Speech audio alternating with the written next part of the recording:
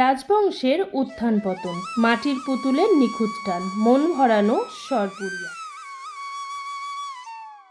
আপনি যদি ইতিহাস ভালোবাসেন তাহলে এই শহরের প্রতিটি কোণ আপনাকে মুগ্ধ করবে। চলুন আজ আপনাদের ঘুরিয়ে নিয়ে আসি পশ্চিমবঙ্গের নদিয়া জেলার বিখ্যাত শহর কৃষ্ণনগর থেকে। দেখে বোঝাই যাচ্ছে এ এক শীতের সকাল। ভোর ভোর বেরিয়ে পড়লাম কৃষ্ণনগরের উদ্দেশ্যে। শিয়ালদা থেকে ট্রেন ছুটে চলেছে অন্ধকারাচ্ছন্ন ঘন কুয়াশার মধ্যে দিয়ে।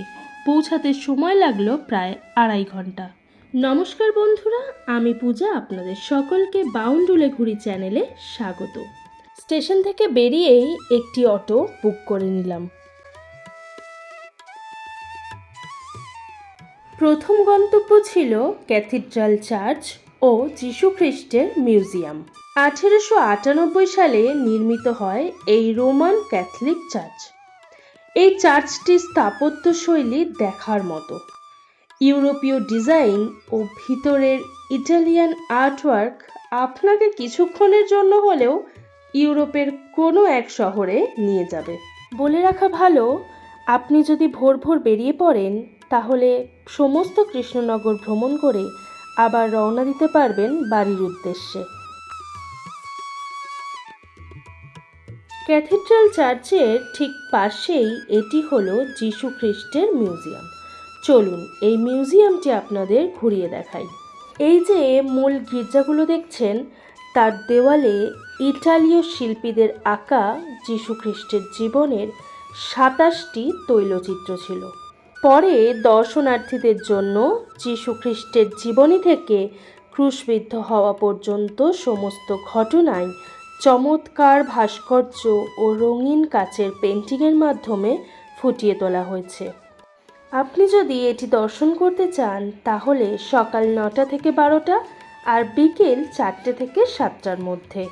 যদি একদিনেই ফেরার তাড়া থাকে তাহলে সকালের দিকটা ভিজিট করে নেবেন। চলুন এবার আমাদের গন্তব্য হলো আনন্দময়ীতলা কালী মন্দির।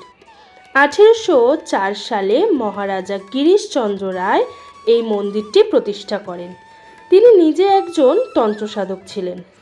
এটি 4 চূলা বিশিষ্ট একটি মন্দির। মন্দিরের গর্ভগৃহে রয়েছেন কোষ্ঠী পাথরে পদ্মাসনে উপবিষ্ট প্রায় 3 ফুট উচ্চতার দেবীমা। এই দেবীমাই হলেন মা আনন্দময়ী কালী।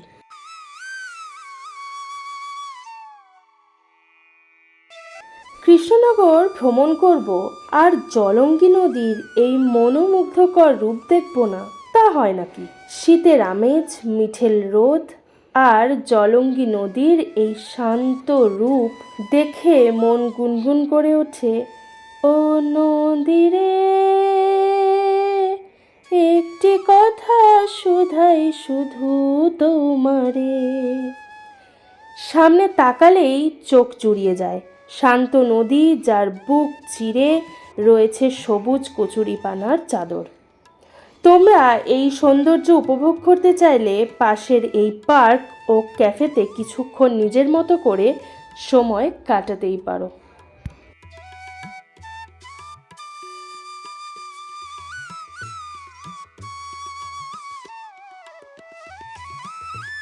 কৃষ্ণনগরের অহংকার এই ঘূর্ণির মাটির পুতুল।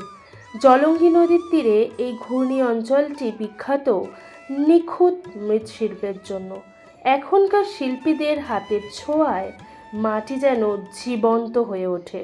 একটা ছোট্ট টিপস, আপনার বাজেট কম, হাতে সময় মাত্র 1 দিন, তাহলে কিন্তু আপনি কৃষ্ণনগর শহরটি একদিনেই ঘুরতে পারবেন।